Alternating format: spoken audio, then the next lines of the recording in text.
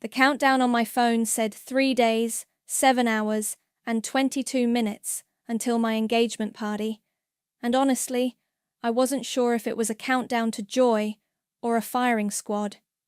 My name's Isabel, Izzy to most, and right now, my life felt like a split-screen movie.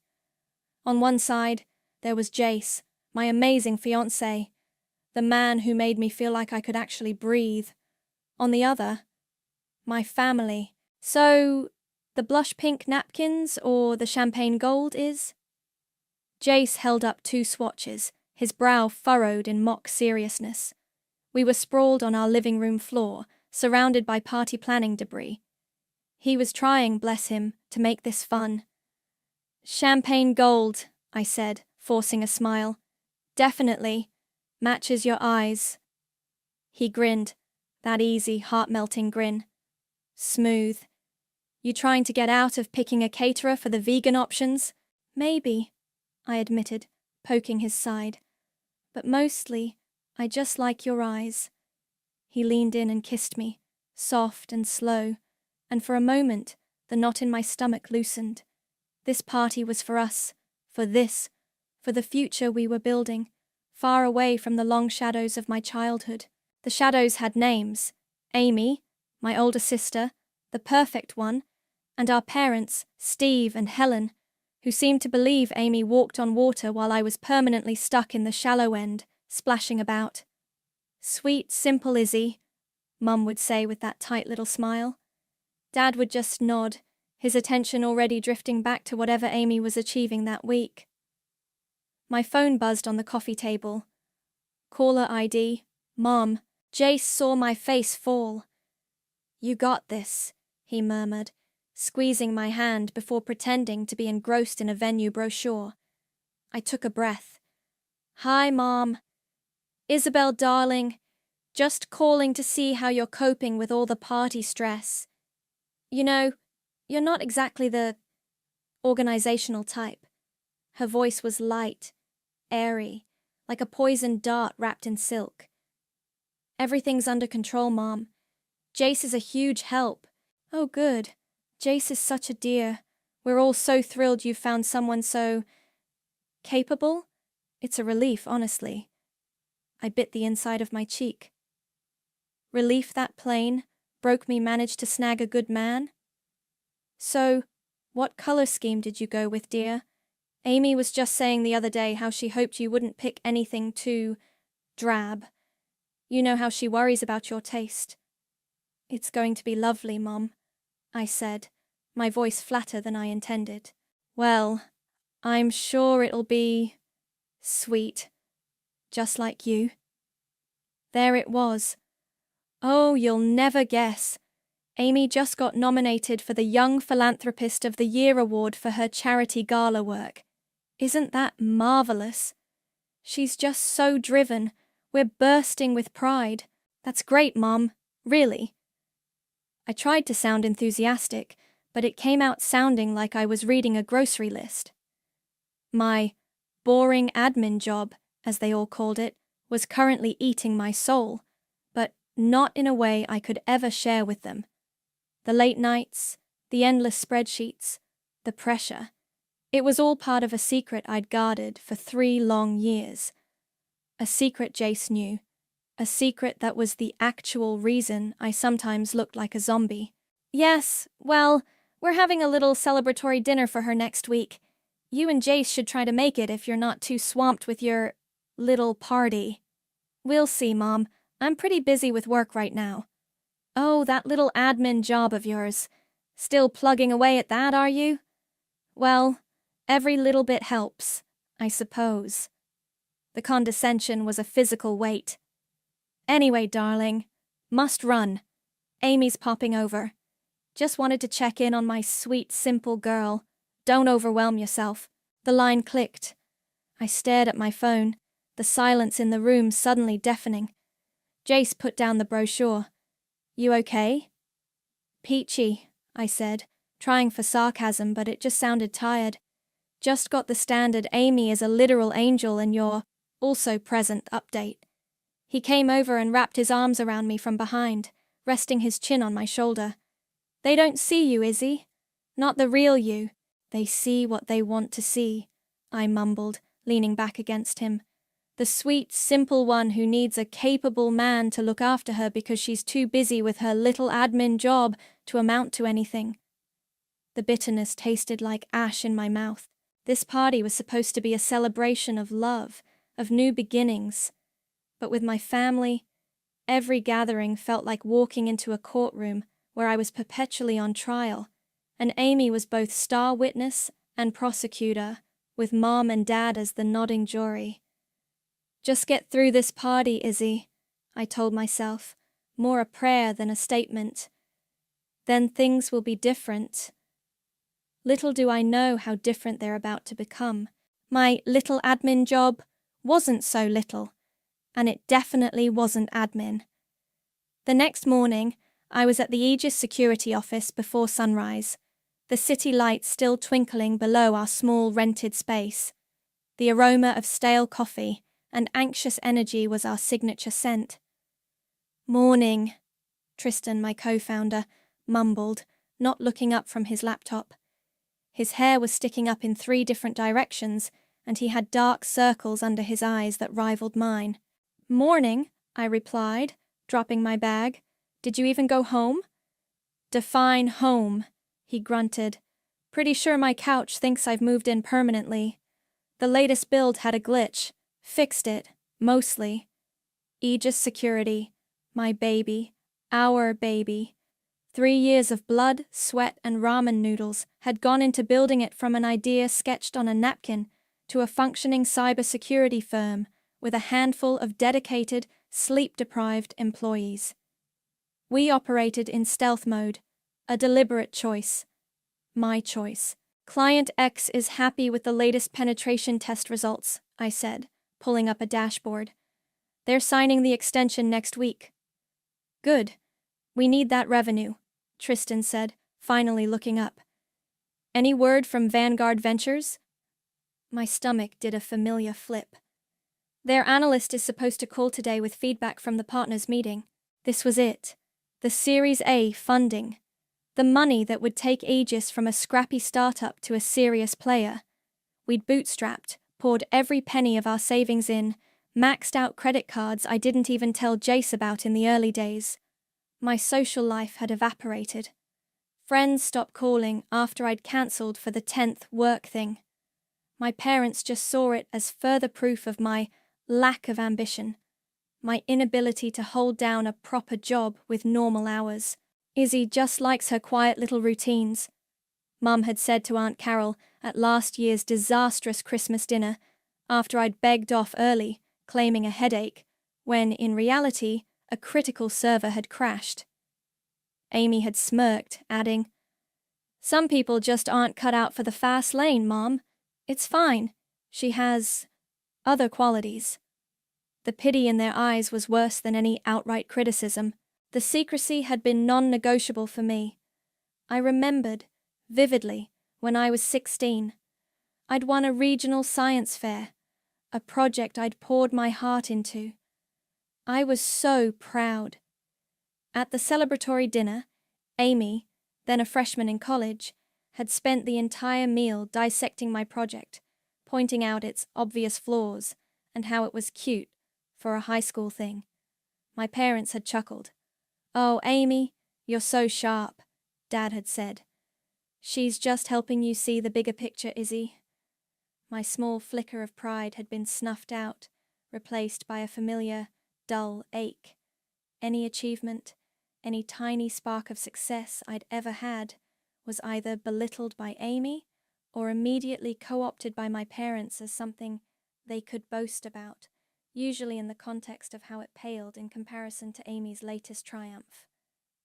Aegis was mine, ours, and they wouldn't touch it until it was untouchable. "You know," Tristan said, stretching, "if this Vanguard thing comes through, you could actually, buy a new pair of shoes. Those sneakers have seen better days." I looked down at my worn-out Converse. "These are my lucky coding shoes," I retorted. "And besides, every spare cent has gone into Aegis. You know that." I do, and I appreciate it. We both do. He gave me a rare, genuine smile. We're close, Izzy. I can feel it.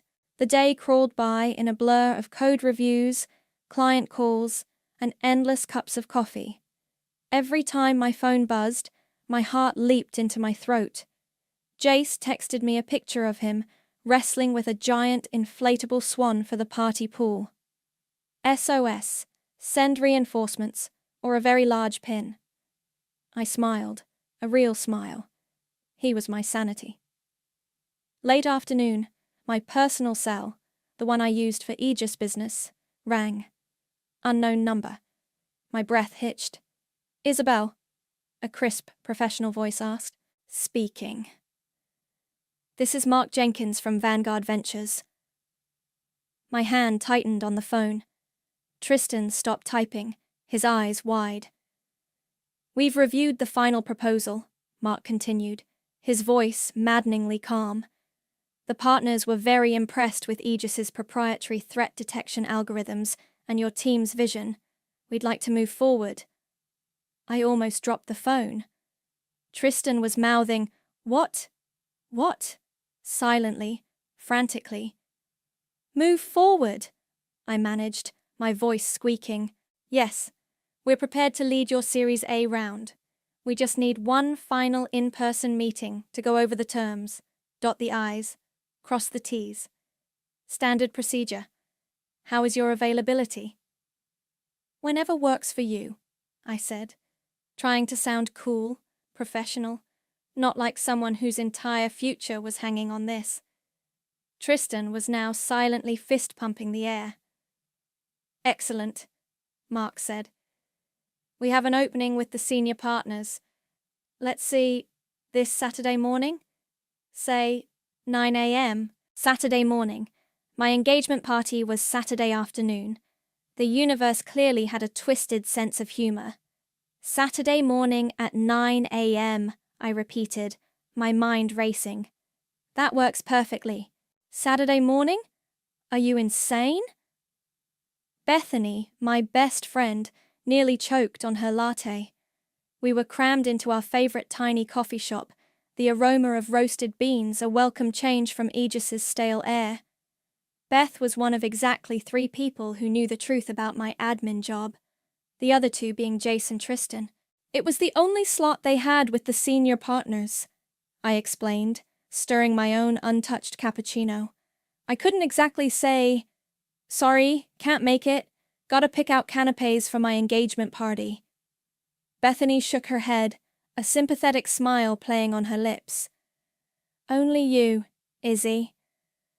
Only you could have the biggest meeting of your life and your engagement party on the same day. She reached across the small table and squeezed my hand. You'll nail it, though. Both of them. I hope so, I sighed. It's just... Amy. Ah, yes. The ever-present storm cloud. Bethany knew the Amy saga well. She'd witnessed years of it, from subtle digs to outright sabotage. She's going to be insufferable. It's my party, and somehow she'll make it about her, or about how I'm failing at something. A memory, sharp and unwelcome, pricked at me. I was 15, beaming with pride. My history project, a detailed diorama of a medieval castle I'd spent weeks on, had won first prize in the school exhibition. My parents had actually seemed pleased, a rare occurrence. We went out for dinner to celebrate. Amy, home from her first year of university, had joined us. Oh, Izzy, that little castle thing? She'd said, picking at her salad. It was cute. A bit simplistic, though, wasn't it? The crenellations were all wrong. And did you even research the correct period for that type of drawbridge mechanism? She'd then launched into a 5-minute lecture on medieval architecture, effectively hijacking my small moment of glory. I'd felt my face burn. I worked really hard on it. Of course you did, sweetie, Mum had said, patting my hand, but her eyes were on Amy, shining with admiration. Amy just has such a keen eye for detail. Don't take it personally. Dad had chuckled. That's our Amy. Always striving for perfection. It's a good lesson, Izzy. Always aim higher. I'd stared down at my plate, the celebratory pasta suddenly tasteless. That night, I'd quietly dismantled the diorama, piece by piece, and thrown it in the trash. It was then, I think, that the first seeds of keeping my ambitions truly private were sown. Aegis was my fortress, and its walls were built high for a reason. She's just jealous, Bethany said, pulling me back to the present. She always has been. You're smart, you're kind, and now you're marrying an amazing guy. She can't stand not being the center of attention. It's more than that, I said. It's like she needs to diminish me to feel good about herself. And Mom and Dad just let her. They always have. My phone vibrated on the table. Amy's name flashed on the screen. I groaned. Speak of the devil, Bethany muttered, rolling her eyes. I should probably take this, I said, bracing myself. Hello? Izzy! Darling! Amy's voice was treacle-sweet, a warning sign in itself. Just calling about the party. So exciting. Are you absolutely frantic? Getting there, I said, keeping my tone neutral. Everything's pretty much sorted. Oh, good. Because I was just thinking. You know how you can get a bit flustered? I wouldn't want you to forget anything crucial. Like, say, ensuring there's enough of that champagne I like. The Veuve Clicquot? The cheap stuff gives me such a headache. I'll make a note, I said, my grip tightening on the phone. Wonderful. And I was thinking, for my table, because obviously I'll have a few of my friends there, Denise and the girls, could we be somewhere prominent? Near the dance floor, perhaps? We do love to make an entrance. Your table? At my engagement party? I'm sure the venue will arrange the seating appropriately, Amy. Well, just a thought. And, listen, I've been working on something. A little surprise. Her voice dropped to a conspiratorial whisper. I've prepared a special toast for you and Jace. Something you'll never forget. A shiver, cold and sharp, ran down my spine. The syrupy sweetness in her tone was gone, replaced by something else, something edged with malice. I knew Amy. Her special usually meant specially designed to humiliate. Oh? I tried to sound casual. That's thoughtful of you. Isn't it just? She chirped, the sweetness back in full force. I've put a lot of effort into it. It's going to be memorable, truly. Anyway, must dash. Big charity committee meeting. Ta-ta. She hung up. I stared at my phone, the echo of her words lingering in the air. Something you'll never forget. Bethany was watching me, her expression concerned. What did she say? She's planning a toast, I said slowly.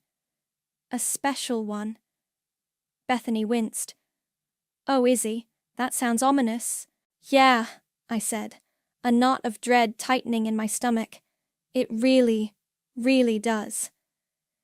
This wasn't just about champagne or table placement. This was Amy, armed with a microphone and a captive audience.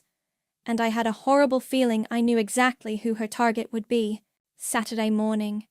D-Day. Or more accurately, Deal Day and Party Day. My suit felt stiff and unfamiliar after years in startup casual. Tristan paced the small anonymous meeting room Vanguard Ventures had booked for us, a bundle of nervous energy. Coffee? He offered, holding up a lukewarm carafe. I think if I have any more caffeine, I'll vibrate through the floor, I said, trying for a light tone that didn't quite land. My palms were sweating. The door opened, and Mark Jenkins walked in, followed by two older, stern-faced partners who looked like they ate spreadsheets for breakfast.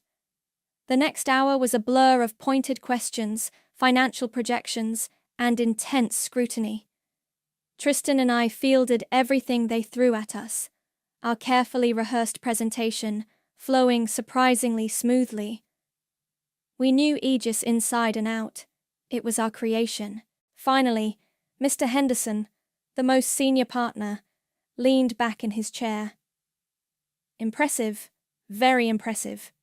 Your threat mapping technology is innovative, and your business model is sound. He looked at his colleagues, who nodded in agreement. Vanguard Ventures is pleased to confirm our investment. $50 million, Series A. Congratulations, Ms. Wagner, Mr. Steele. $50 million. The words hung in the air. I felt Tristan's foot nudge mine under the table. I think I managed a nod. It was happening. It was actually happening. Our legal team will have the final papers drawn up by this afternoon, Mark said, smiling. You can come by our downtown office around 2 p.m. to sign. 2 p.m., I echoed, my brain struggling to process. Yes, that's perfect. We shook hands, a flurry of professional congratulations. As soon as the door closed behind them, Tristan let out a whoop and grabbed me in a bear hug. We did it, Izzy! We actually did it! We did it, I whispered, a wave of euphoria mixed with sheer disbelief washing over me. My little admin job was now officially a $50 million company. An hour later, slightly dazed, I found myself at my parents' house. I was supposed to pick up some family photos for a slideshow Jace was putting together. My dad, Steve, was in the den, reading the paper. Dad? He looked up, mildly surprised. Oh, Isabel, you're early. Your mother's out with Amy, last-minute dress fittings or some such nonsense. Right. Listen, Dad, I just had some really good news from work. I hesitated, still not ready for the full reveal, but desperate for a crumb of acknowledgement. A big project I've been working on finally came through. It's a pretty big deal. He folded his paper. Oh, that's nice, dear. That little company you're with? He didn't wait for an answer. Now, about tonight. Your mother is a bit worried Amy might feel overshadowed. It is your engagement party, of course, but Amy's been under a lot of stress with her charity work. Just make sure she has a good time, all right? No fuss. My brief flicker of hope died. Right, Dad. No fuss.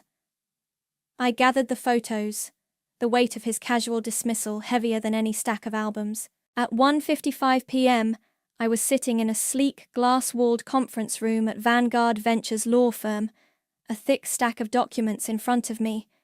Tristan was beside me, equally awed. The lawyers explained the key clauses, their voices a distant murmur. My phone buzzed. A text from Mom.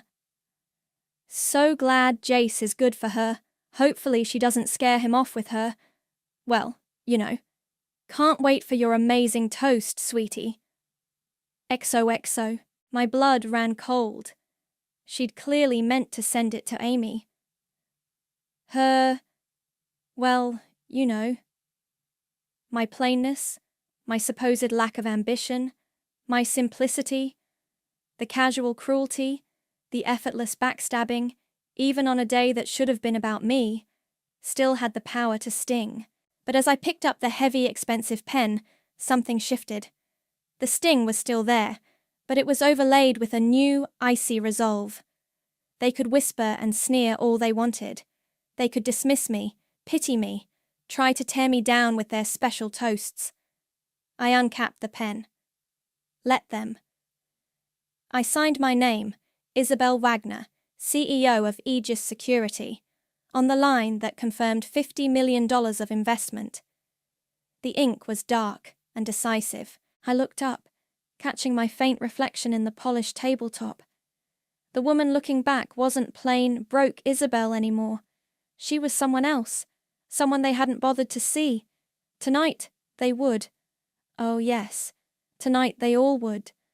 The ink was dry. The game had changed, and I was ready to play. You look radiant, Jace whispered, his eyes shining as I walked down the stairs. I'd chosen a simple, elegant, deep blue dress, something that made me feel confident, not like I was trying to be someone I wasn't. You clean up pretty well yourself, I said, adjusting his tie. He'd been a nervous wreck all afternoon, fussing over last-minute details for the party, completely oblivious to the monumental shift that had occurred in my professional life. I hadn't told him about the signing yet. I wanted to, desperately, but the words felt too big, too momentous for a rushed pre-party conversation. "Ready for this?" he asked, taking my hand. As I'll ever be. The venue was beautiful. A historic building with high ceilings, softly lit, with flowers everywhere. Jace's parents greeted us at the door, enveloping me in warm hugs. "Isabel, you look stunning." And Jace, so handsome. His mum, Sarah, gushed. His dad, Tom, clapped him on the shoulder. "Congratulations, you two. We're so happy for you." Their genuine warmth was a balm. Friends started to arrive, a happy buzz filling the room. Bethany found me, her eyes sparkling. "You did it, didn't you? The deal," she mouthed over someone's shoulder. I gave a tiny, almost imperceptible nod, and her smile widened. Then I saw them, my family, making their entrance. My dad, Steve, looking slightly uncomfortable in his suit, and my mom, Helen, already scanning the room, no doubt assessing everything. And Amy. Of course, Amy. She was dressed in a sequined monstrosity that screamed, "Look at me," a triumphant smirk already plastered on her face. She was holding court with a small group, her voice carrying across the room. "Oh, there's the happy couple," Mom trilled, gliding over. She pecked my cheek. "Isabel, dear, that dress is an interesting choice. Trying to look the part of the blushing bride, Izzy?" Amy drawled, sauntering over, her eyes flicking dismissively over my dress. "How quaint." Her friend, Denise, who always seemed to be surgically attached to Amy's hip, giggled. "I like it," I said, my voice even. "It's lovely, Isabel," Jace said firmly, slipping his arm around my waist. His support was a silent shield. "Well, as long as Jace likes it," Amy said, her smile not reaching her eyes. "That's what matters, isn't it? Keeping the groom happy." Each remark, a tiny familiar paper cut. I could feel the old tension coiling in my stomach, the automatic urge to shrink, to apologize for existing. But the woman who had signed those papers just hours ago, the CEO of a multi-million-dollar company, straightened her shoulders. Not today. The party got underway. Jace and I mingled, laughed, accepted congratulations. His family and our friends were wonderful, creating pockets of genuine joy.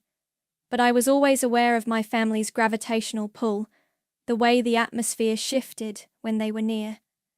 Mum kept making subtle suggestions about the music, the food, the lighting, each one a veiled criticism.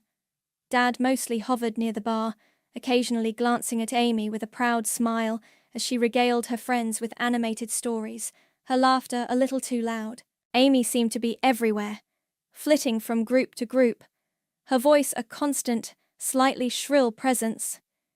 She'd occasionally throw a condescending look my way, a little smirk that said, "This is your party, but I'm still the star." I caught her watching me once, a strange, calculating look in her eyes.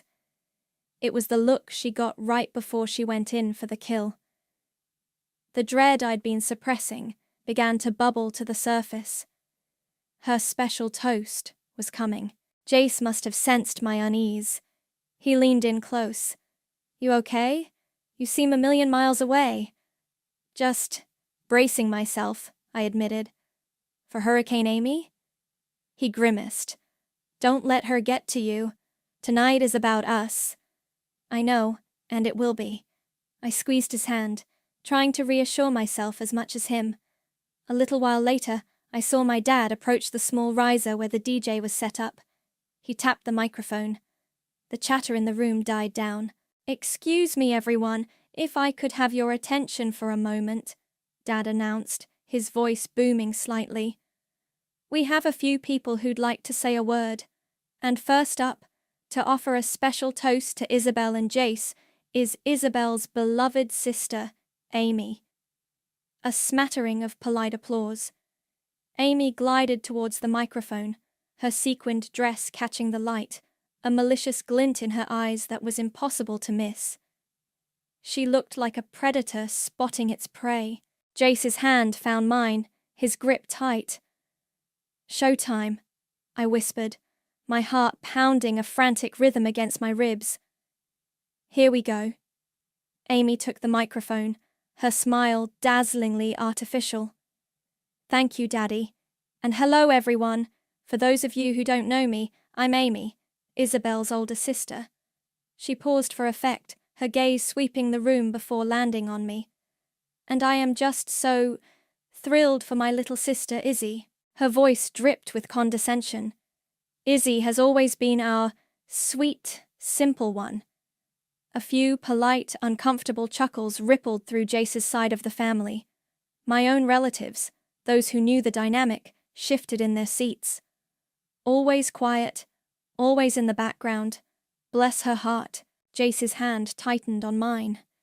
I could feel the anger radiating off him, but I kept my expression carefully neutral, my eyes fixed on Amy. I wouldn't give her the satisfaction of seeing me crumble. Not this time. "I remember when we were little," Amy continued, her voice taking on a mock-reminiscent tone. "Izzy had this imaginary friend, Captain Sparklefingers, or something equally ridiculous. She'd spend hours talking to him in her room because, well, let's be honest, making friends in the real world wasn't exactly her forte." A lie.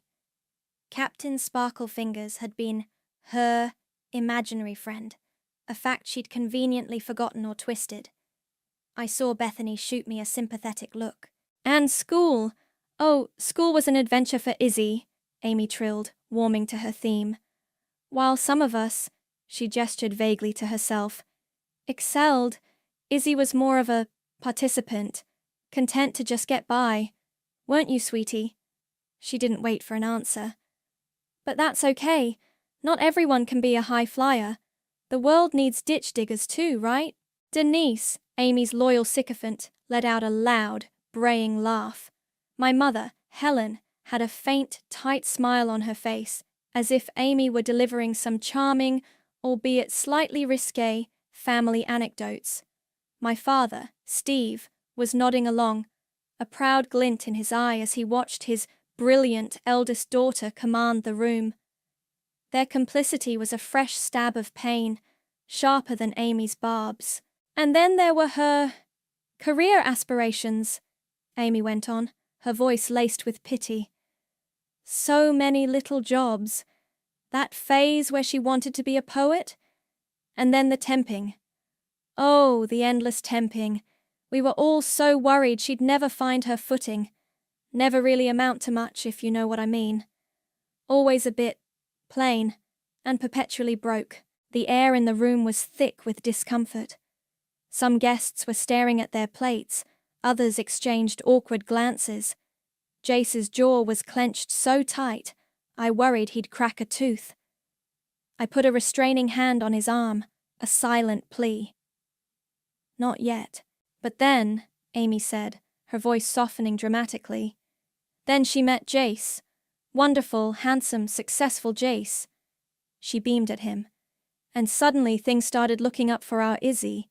It's amazing what a good man can do for a girl who's struggling." She turned back to me, her smile a weapon.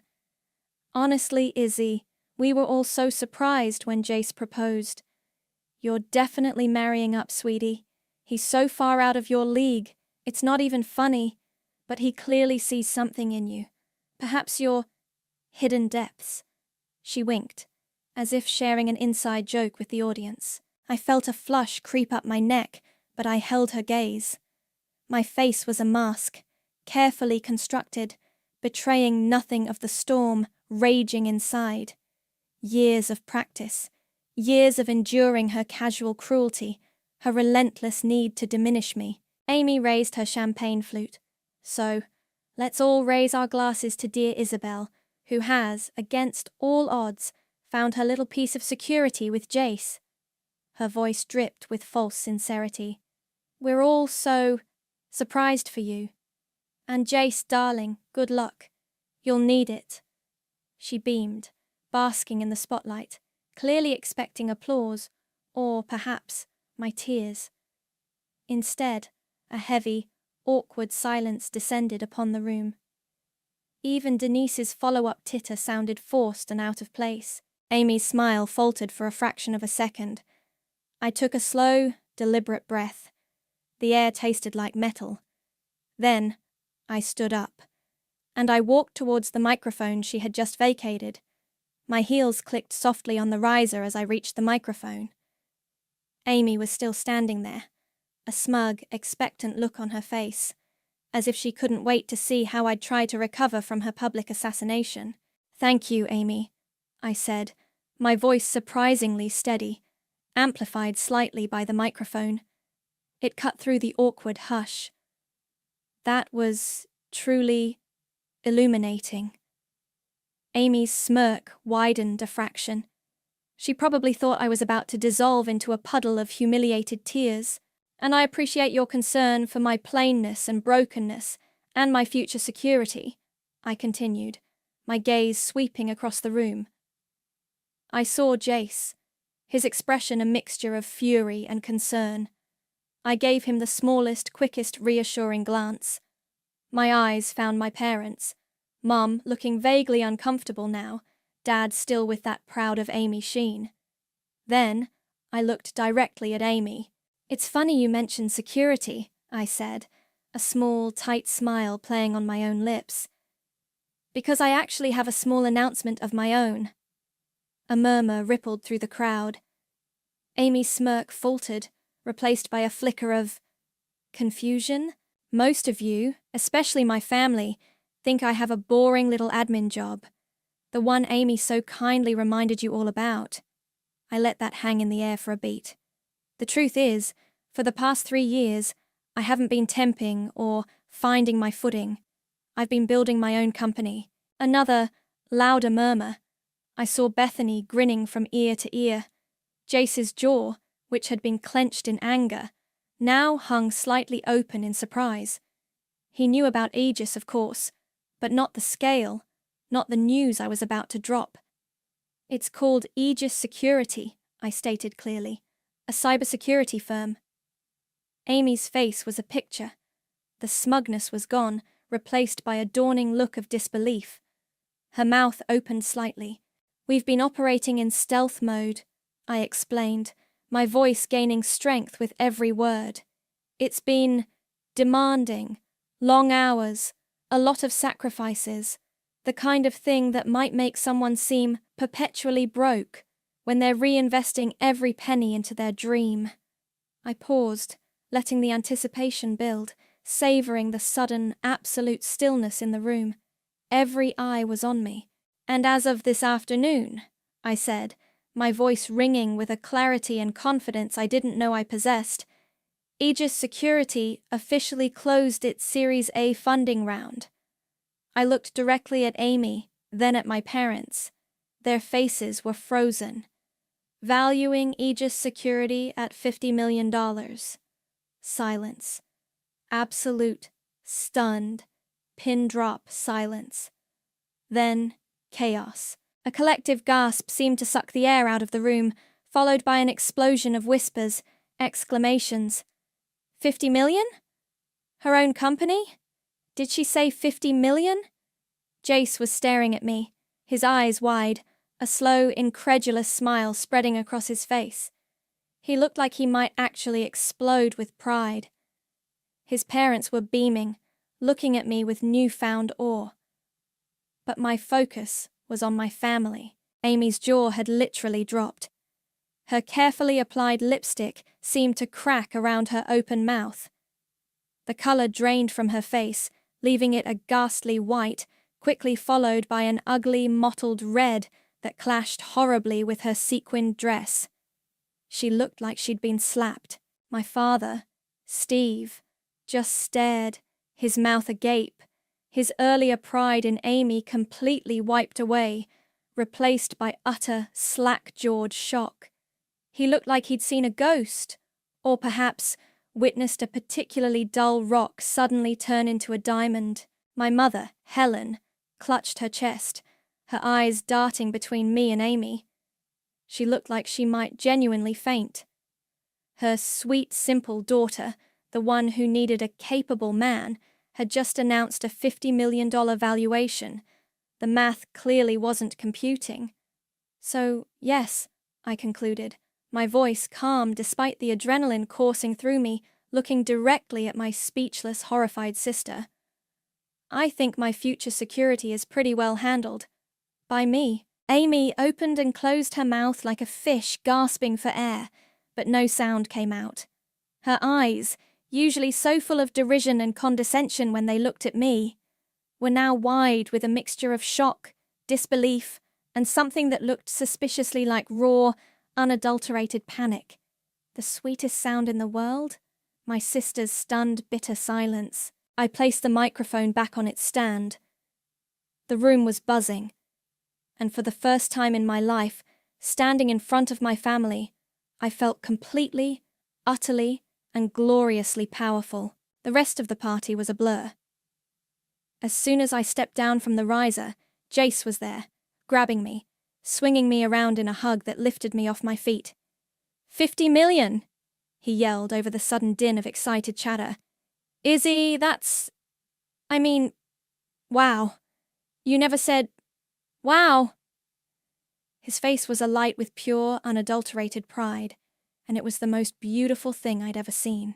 Guests swarmed me. People I barely knew were shaking my hand, patting my back, their eyes wide with a new kind of respect. Congratulations, Isabel. That's incredible. A cybersecurity firm. Amazing. The shift was palpable. I was no longer plain broke Izzy. I was Isabel, CEO, the woman who had just dropped a $50 million bomb at her own engagement party. Across the room I saw Bethany giving me 2 thumbs up, her grin so wide it looked like it might split her face. Tristan, who had slipped in quietly after the toasts began, caught my eye and raised an imaginary glass, a look of profound satisfaction on his face. Then my parents materialized. They looked shell-shocked, their faces pale. Isabel, Dad stammered, his voice hoarse. We had no idea. 50 million. That's wonderful, dear. We're so proud of you, Mom chimed in, her voice a little too high-pitched, her smile strained. We always knew you had it in you. Deep down. Always knew? The hypocrisy was breathtaking. I offered them a cool, polite smile. Thank you. There was an awkward pause. They clearly expected more. Absolution, perhaps? An invitation to share in my success? If you'll excuse me, I said, turning away as Jace's parents approached, their faces wreathed in genuine smiles. Isabel, my dear, that was astonishing. Sarah, Jace's mum, exclaimed, taking both my hands. A cybersecurity firm.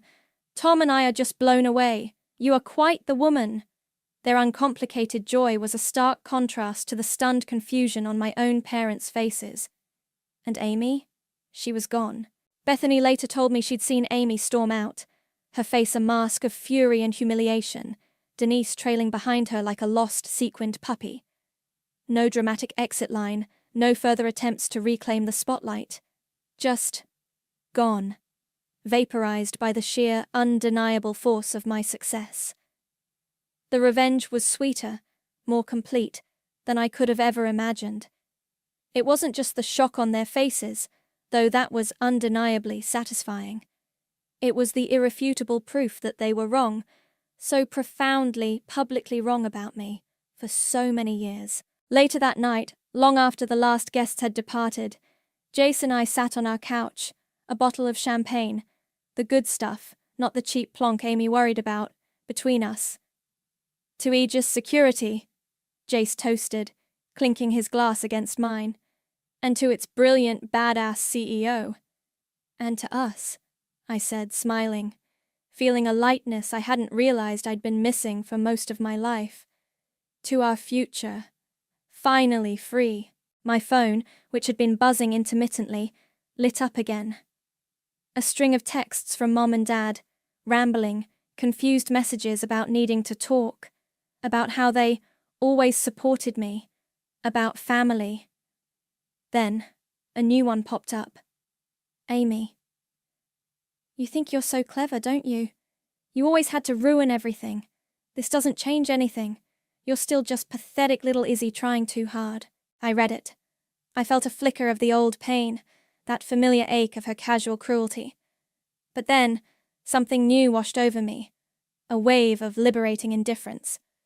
Her words, once so potent, now felt empty, powerless. What is it?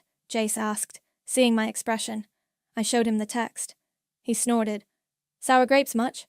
Pretty much, I said. And for the first time, I actually believed it. I deleted the message, then the ones from my parents. Their opinions, their attempts to rewrite history, their desperate bids to reclaim some relevance in my narrative. They didn't matter anymore. Their power over me was broken, shattered into a million pieces on the floor of that party venue. The consequence of my revenge wasn't just their humiliation, though that was a definite perk. It was their forced confrontation with their own toxicity, their own monumental misjudgment. For me, the consequence was freedom. Validation, not from them, but from myself, from the success I had built with my own two hands, in secret, despite their constant belittling. I didn't need their apology. I didn't need their acceptance. I was finally, truly, gloriously free of needing anything from them at all. The sweetest revenge, I realized, wasn't just living well. It was succeeding beyond their wildest, most dismissive imaginations. And that felt pretty damn good.